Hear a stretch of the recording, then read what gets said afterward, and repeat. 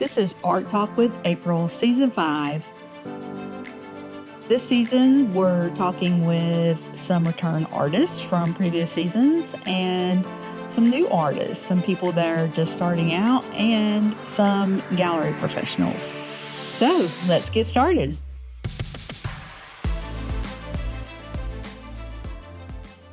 Hey everyone, welcome to Art Talk with April.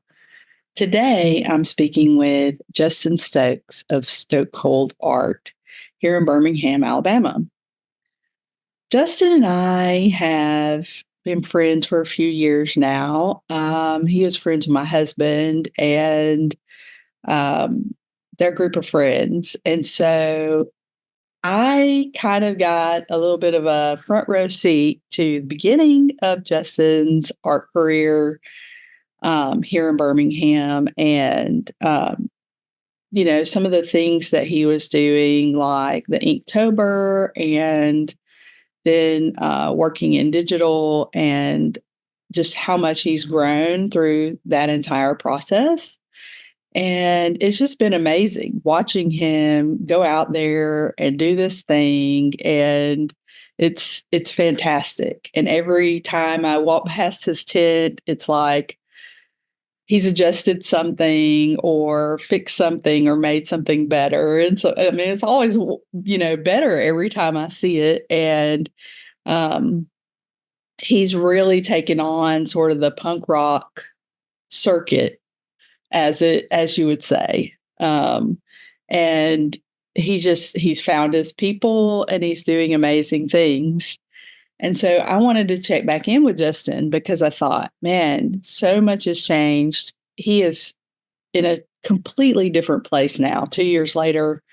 And so I touched base with him and I was like, Justin, you want to talk to me again? Give me some updates. And he was like, yeah, so we're having this conversation, and about, 30 minutes into the conversation, I realized that I was on my iPad and I didn't know if I was recording to the cloud.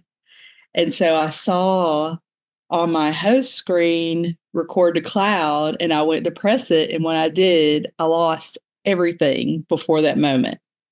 So in this episode, we're picking right back up after I realized my mistake. So my bad, Justin, but let's get started. That's how. Well, please tell me I wasn't not recording. Oh, no. So what I just pushed was record to the cloud.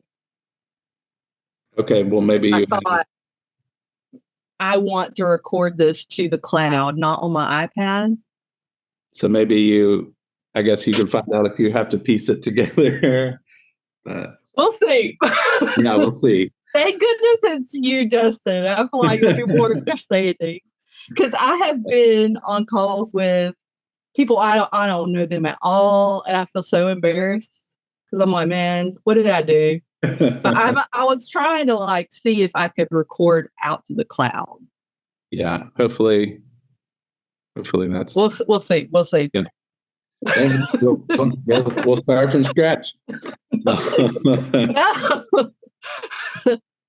Well, I'm trying to think, have you had any new challenges or anything like that since we last talked? Or I think so. I mean, there are some, I think, general challenges that, like some of it's like, I think people are spending less right now in general, like across every.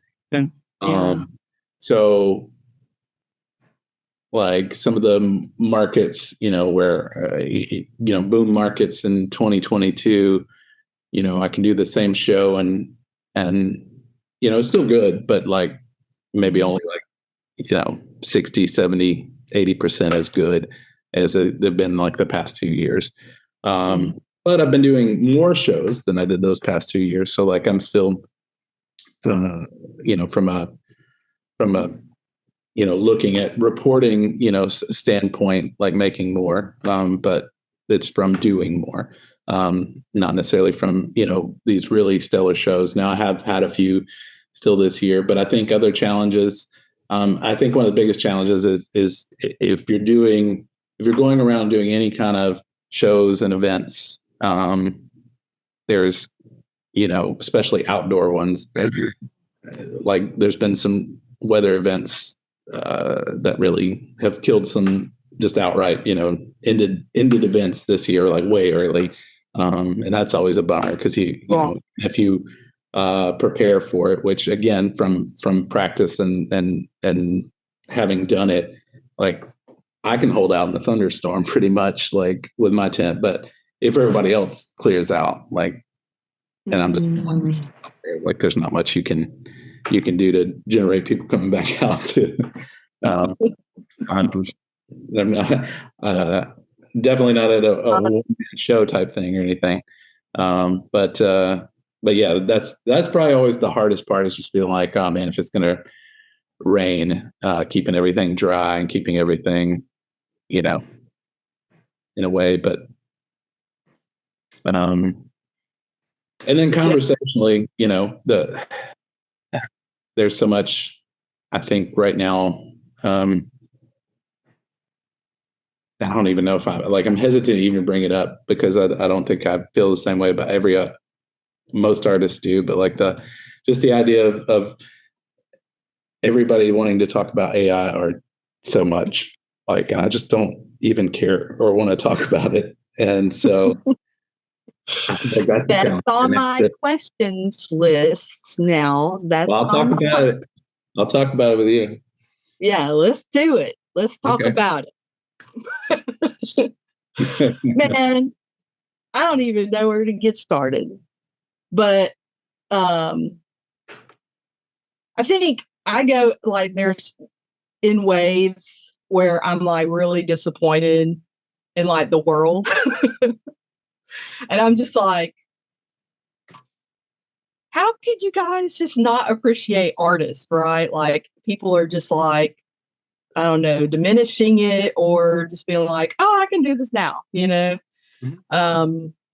And then like the large corporations just like taking and being like, we're going to just take everything that you've ever put on our site, whatever, our social media and do what we want with it, Right. And I don't know.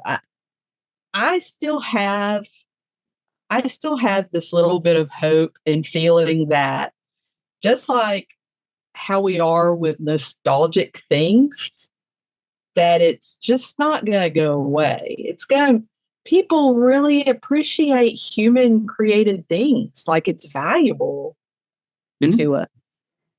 And so I feel like, maybe, like it could affect some of the commercial, like graphic design or illustration or whatever. But I feel like there's always going to be that appreciation for like craftsmanship and artisanship and people making things and how cool that is. And right. Like, what do you think?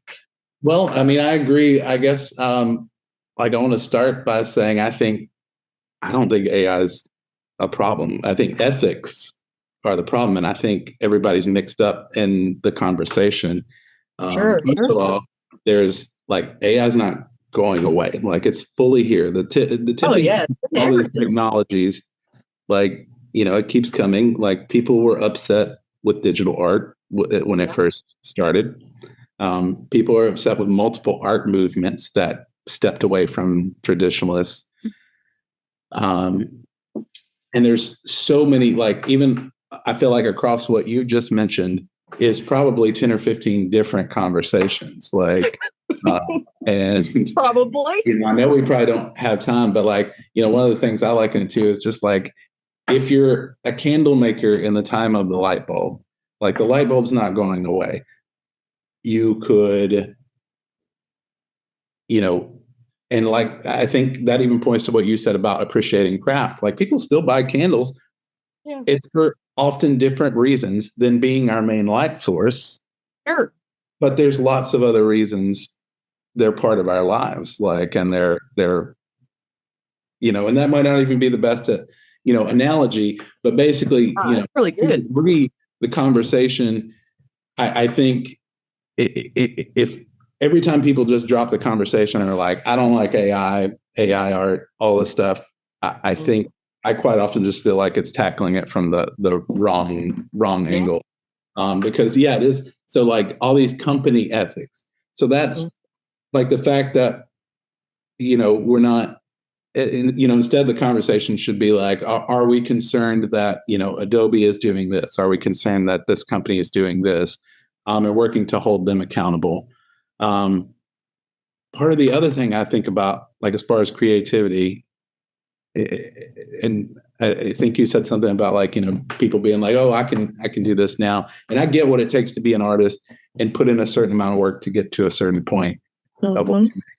I also don't think that should allow me to be a gatekeeper for someone else who has an idea. Because what is the pursuit of art other than trying to get an idea out there, whether it's visually, musically, or whatever.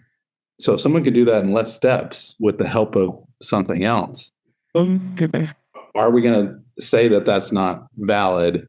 There's ethical concerns along the way. So if someone, if we want to nitpick and say, well, someone's just making this in the style of some other artist. Well, I think we could unpack that and say, well, they're taking away from that, artists and doing something. But even the fact that we're inspired by other artists over our career of being artists, like that is that much different. It is when you're directly stealing, I think, at any point, like, for an algorithm to come in and take parts of this and then reinterpret it. But someone saying, I have this idea, I want to be creative, I don't have the lifestyle or the, whether it's because I'm taking care of my family or I don't have whatever it is to put in the 10,000 hours of painting, of drawing, of all of that. Should I say you don't get to create something with this tool? It's not valid for you to create something. It's not art that you get to do this now. And so anyway, I think the conversation is more about, again, the ethics. So, being upfront, like someone lying about their AI art and saying, they painted it. Well, that's the problem with that person. That person has said it, somebody could come along with that same image and say, hey, I made this with AI. And then what's wrong with that? I mean, I think people would still attack it right now because we're in that phase where everybody hates it. or a ton of people hate it. But to me, if you come out and say, hey, I made this with AI, here's my process, here's the stuff I generated to get there, I would find that fascinating. Yeah. Oh man, like you're really making me think about it in a different way, because I do think it can be creative, and it is a creative process. Because I have had to do it. I've had to do it with my graphic design job, right? Like, I mean, and I work for a team of futurists, so they're all about it. They're like, AI, we're doing this, we're going to explore it. We're going to do everything. We're going to jump right in, and we want you to too. That's part of my job, is I have to be able to, keep up with the rest of all of these future thinking people, right? They're all about, they talk about all kinds of really cool stuff that's very sci-fi, and I've got to keep up. So I'm in this weird middle place where on one hand, I'm really concerned because I'm an artist, but also on the other hand, I'm yeah, but it's already here. There's nothing we can do about it. I'm probably more concerned about the ethical things, like you mentioned. And those do deserve branding, copyright, all that kind of stuff. Yeah, that's the scary part. I think that's what's really genuinely bothering me, versus somebody being excited about being creative and getting to make something, or right. Well, and even though sometimes thinking about, and a lot of the stuff I'm throwing out here is, we can't fully express and I might have some people frustrated with what I say, but like even think about the copyright stuff. Think about like the early age of YouTube when it was very easy to go find the music you wanted and videos of clips from TV shows and share those out. And now it's, there's tons of copyright algorithms out there keeping content from being available there. That's sometimes what is, legally necessary may not be, ethically necessary. Like I'd argue that in a lot of ways that, YouTube helped a lot of music get shared. And then by shutting a lot of those clips down, to be like, all right, well, it's really about giving, the record distributor more money than, giving that artist recognition.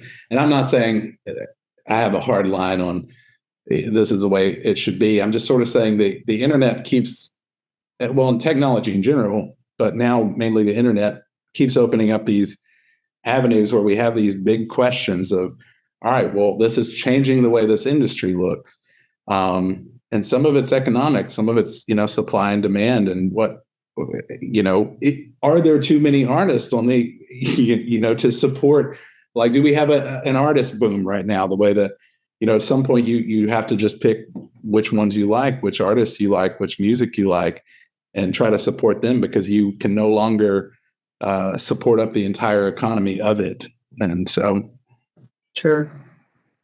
Yeah, I think like what you're saying, like say someone took Tara McPherson's work and they were like, I'm going to create a series and I want it to be all like her stuff. And I'm going to make shirts and I'm going to make prints and I'm going to, maybe even put it on my site, Tara's art or some crap like that, and it's all generated AI.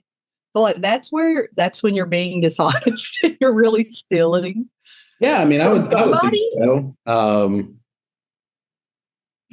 Because I mean, I feel like there's so many creative ways that you could borrow from an influence without something like that. Basically, being like, because it's very hard for any of us who do things, mostly traditional, even if that's digital drawing, to completely emulate someone else's style. Like, it's hard for yours to not show through.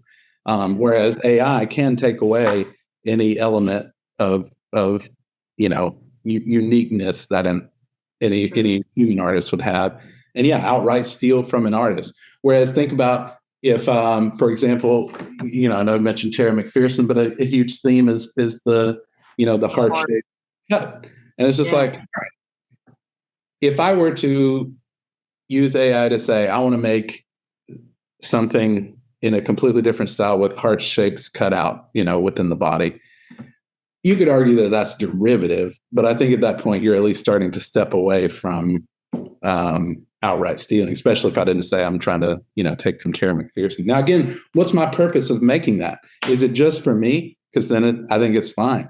If I am just showing people, here's what I made using AI, here's how I made it, I technically think that's fine. But again, if I start selling it and not telling people what it is, is that where it starts? And I think everybody's in disagreement now about where the line is. Absolutely. And I mean, we always are on everything. I don't know if it's just got to, it's a subject matter that feels so personal to me. Like I've spent so much of my life, like focused on this, like being creative, that it's just really hit home in a way that maybe, politics doesn't necessarily hit home as much, or, whether the earth is flat or round or whatever the thing is, it's like, I just, like I said, I go through waves where I'm like, oh, I'm really stressed because of what I'm reading and the conversations people are having, to being like, I don't really care. You know? Yeah. Yeah. But I've done a couple of pieces where I think I have one that has a heart in the chest. Okay. But it doesn't really look like Tara McPherson stuff. It has a different style to it. And then I have one that has like a hexagon in the chest, Right. instead of a heart. And so, yeah, probably not realizing it pulled that from that, you know? Maybe. And I mean, she's not the first artist to do something like that. I mean, there's Sure. who've done all kind of, explorations of, I mean, I think post Grey's Anatomy, the book, not the show, like there were artists that explored the idea of, the human body in ways that were kind of surreal and Sure. body parts pulled apart to those, holes. It's I mean, you can recognize it as a statement, even if we defer on what that statement is to have. So I don't even think, even again, Tara McPherson, I think if you see the heart right in the chest, people are going to think of her first if they're familiar with her work. But, anything else, and even that, it isn't hers. It's just identifiable. Yeah.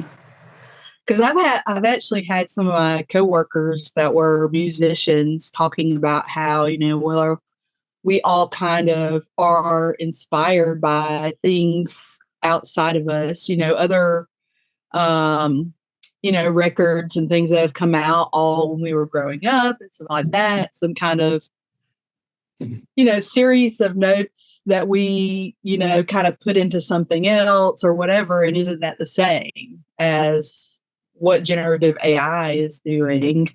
And I think, I don't know, there was something about it. I think parts of it for me is how people are talking about the generative AI, almost in this, I don't know, this amazement and this magic of generative AI. It's like, yeah, but there are human beings who are doing really cool stuff too, and it's just one of those, like, I'm playing it through my mind. I'm like, how am I processing this? What does that mean for me? What does that mean for creativity, like human creativity? It's like, that's what I'm like really worried about, the future of human creativity. Like, will my children even understand what that is? And I think that they will. Yeah. But, Well, will it dumb down, or, like gray, or, like everybody thinks of it the same, or. Well, I think there's often something from from probably a lot of different creative people, a lot of different creative fields. When you put a lot of work into what you're doing, and that's part of your expression, and maybe even part of your emotional intelligence, or various things.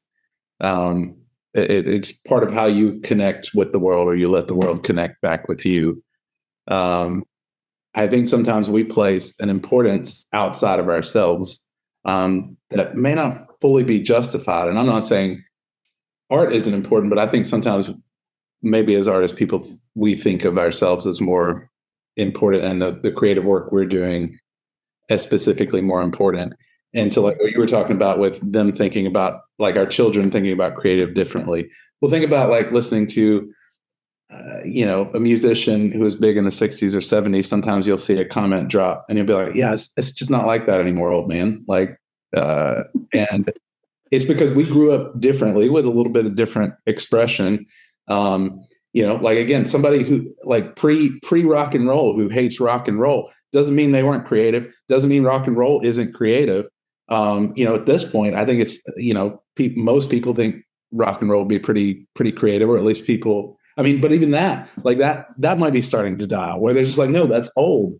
And so there's new forms of creativity, and maybe it looks nothing like the way we do it, but I don't think the creative part of our brain dies off just because of AI. It may be vastly different, because I'd argue that if people were using the creative side of our brain to solve the actual problems in the world, I personally would trade every bit of cultural art I could, all of it. I would trade every painting, every sculpture, every piece of music, if we could figure out creative solutions to, fix climate change, to world peace. So maybe at some point, as we free up these parts of our brain, with things like AI, maybe at some point we're using our creativity to not just yell at the void about the problems, but to actually target the problems. Sure. And I mean, thinking and way far out from that, obviously, but yeah. And while you were talking about that, I immediately had a pop culture reference come into mind. Back to the Future, where Marty McFly is playing the guitar and he just goes nuts with it, and then he's like, "Well, you guys aren't ready for that yet." Right, yeah. It's just that kind of, it's true. And I feel like, like even the Impressionists, which we think of as being seriously traditional today.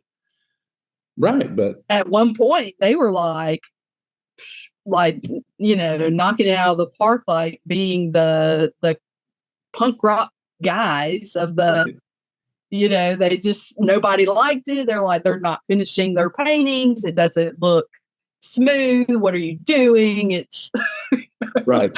So it's like, I think that's just part of life and the cycle of,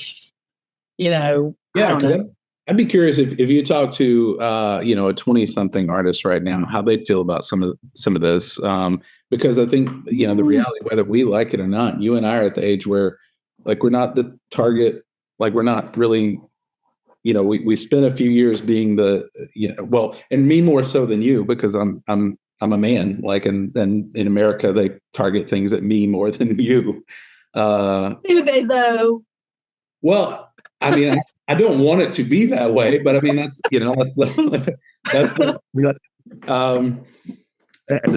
my point being is it made all this pop culture, all these action movies, all this stuff directed at our generation, and now it's starting to feel different. Like the same way people, I think, get mad at, they made a new Ninja Turtles movie, they ruined my childhood.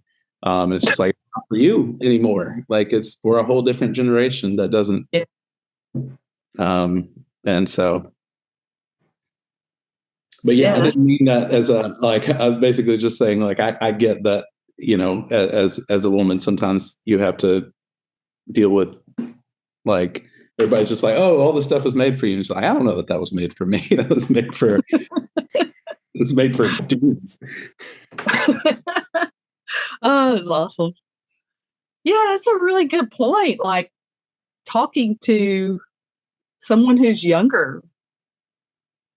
I need to find like a high school kid that's like into art and see what they think about it, Yeah, because this conversation may be, like, the whole thing, everything I have to say might be completely irrelevant to somebody, a young artist. Well, I mean, I did an interview with one of the futurists on our futurist show, and for work as a graphic designer, talking about generative AI. And I mean, that was just like a few weeks ago, and I feel like everything I said is just like totally irrelevant now. I mean, it doesn't make any sense now. Like, it's already old news. Yeah.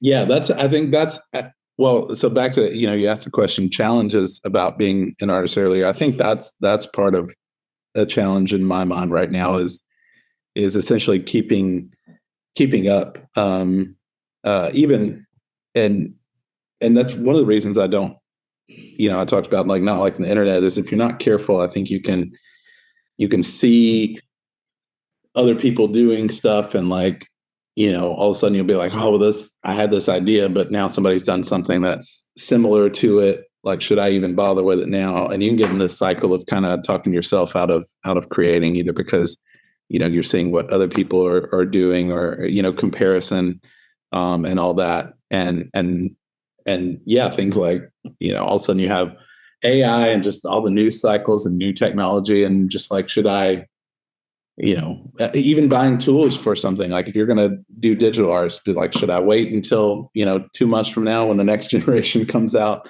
of this device? So yeah, I think it's hard for everybody to keep up right now. So even as an artist, it can feel like if you're not careful, you might be irrelevant tomorrow. Yeah. Well,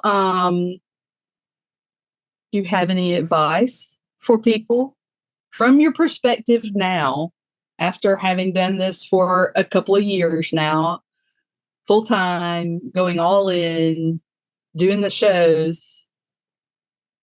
What do you think? Well, I think I've said this before. One of my biggest pieces of advice is be wary of advice, even this. Like I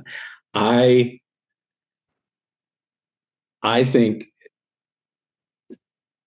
I'll just speak to what is important to me, and then everybody else can decide if they think it's advice or not. I think it's important to forge my own path. I think it's important to make art the way I want to make it. I think it's important to connect with people while I do that. That's the only way I make it something that's not just for me, is connecting with other people. So I like to do things in the real world as often as I can to establish those connections. So that's really about those art shows. On social media, the best you're typically going to see from me is I'm going to post a new piece when I do it, and I'm going to post about shows I'm doing. I'm not even there long enough, and it makes me feel bad sometimes to not connect enough with my other fellow artists and people that I want to support. And it's not because I'm out there singing their praises in real life as often as I can. I mention your name all the time when talking to people about fantasy art, or anything that would make me think of talking about sending them your way. Thanks. As an example. But I know, when's the last time you got a like from me, like on Facebook? Heck, I don't know. And that's, Try not to think about it, but that's me. well, yeah, I don't even. that's fine. But the point being is, I'm just not. That's just not where my space is. It's not where I feel creative or successful or any of that. So I do it elsewhere. That could be a piece of advice: is be better at managing the relationship between both of those than I am, because I hate one and love the other. And I think I would probably even have a little bit more success if I didn't hate the one.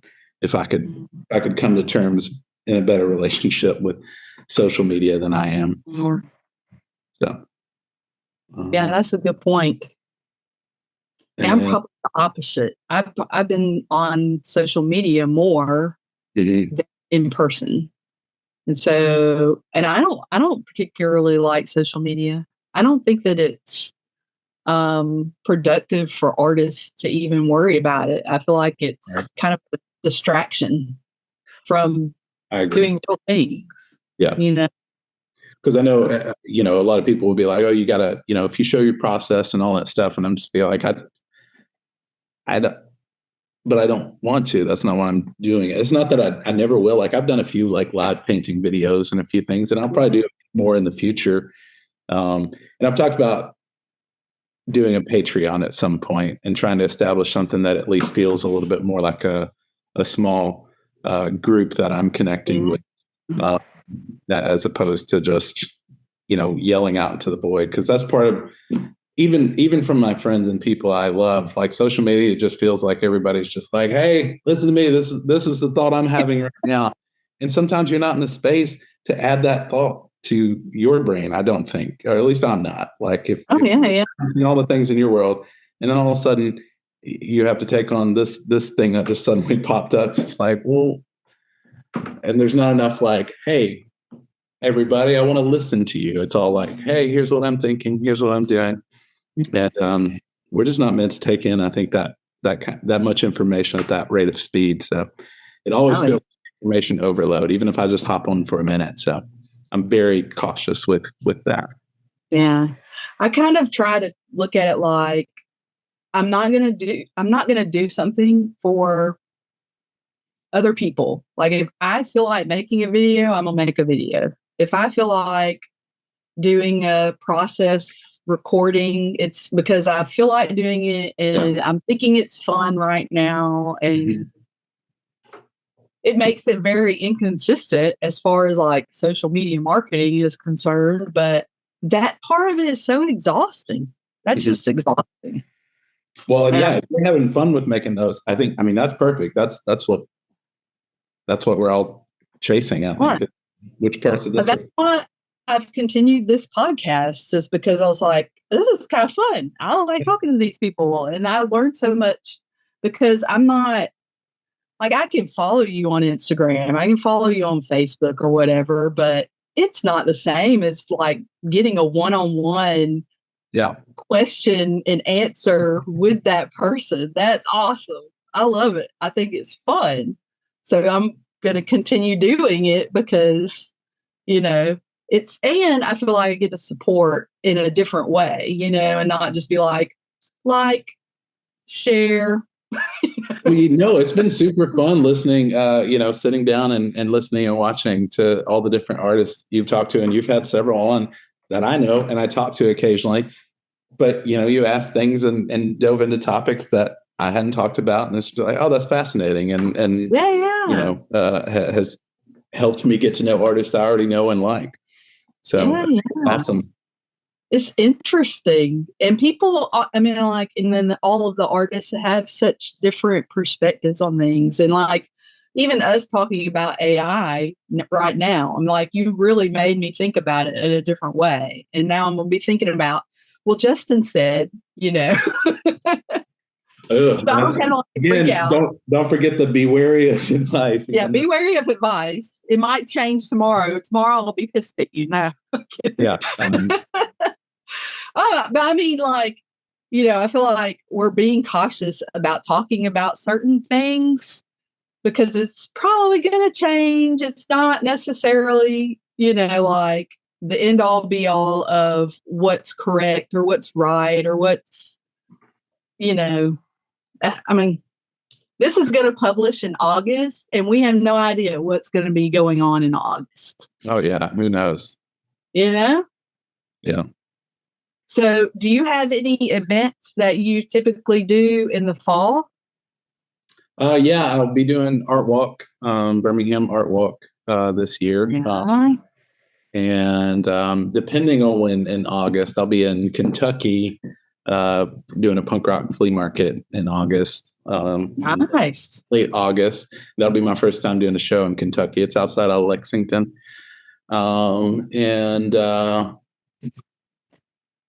feel like I probably have some other September things I've either lined up or applied for. But off the top of my head, Art Walk's the only one I know for sure in September. And then usually there's Birmingham Punk Rock Flea Market in October. That hasn't announced or anything yet. And because they did the 420 market, I don't know yet. I haven't seen if Rockwell's going to do it as well. Usually it's in October. So. But pretty much people can find out about your shows and where you're at on your Instagram primarily? My Instagram, and then I've got an events page on my website, but I tend to only update that once every 2 or 3 months. So check back every 3 months and boom. It's awesome. I get that. I'm terrible about doing things like that. And I feel like I should be so much better about it. I don't know. But thank you for talking to me today. It's been really cool chatting it up and checking back in because I've been paying attention and watching you grow and do all this stuff. And I'm like, man, this is awesome. Well, thank you. It's really just, I don't know, some of it's just grinding, just putting in more applying to every show. Oh, here's one thing I just want to talk about is Yeah. had several artists in the Birmingham scene talk this year about like rejections and in a way that, you know, they were kind of like, one of them was even talking about maybe stop doing art because they've been rejected from a few shows. Like, rejections happen to all of us. Like, I think I've had 7 or 8 rejections this year. Wow. And it just frees me up to apply for something else. Like, not everybody's for everything. And so I just don't, that's the kind of advice that would be worthless to me. But I feel like there's probably somebody out there that could use that. Yeah, absolutely. I wouldn't pack it in. I don't know why I just started this thing jumping around, but anyway, I wouldn't pack it up just because of some rejection. So I guess that's the only thing I've seen this year, that I've seen a bunch of artists mention that. I feel like some of the younger artists are afraid that some of us are out there like getting into everything. Yeah, because you don't really talk about it necessarily. Like, oh man, I didn't get into this. You're sharing where you're going to be at. You're not going to be like, well, I'm not here. You know. Yeah. I applied for these 10 shows. So yeah, I wouldn't be that. But yeah, curious, were they juried events or? No, maybe a couple, but like, so, you know, it depends, because like a lot of the punk rock flea market type things, you know, might just be 1 or 2 people deciding. And so that's interesting. It can be 1 or 2, or a jury telling you, you know, you're not a fit for this show, or maybe not a fit at this time. You know, even that, it's not sometimes. Or we've got too many. We've got too many of this. Yeah, that's a huge part of it. You got to have like, all right, we filled this category. I keep trying Pensacola because it's down by Mobile and I used to live there, but I think it's a smaller market, and like, really, sure, there's a lot of established locals there. So I mean, I'm not from there. It's harder for me to get in, but I keep trying, and I'm, you know, at some point I might be like, all right, I think they actually don't like me, but for now, I just know it's probably so. No,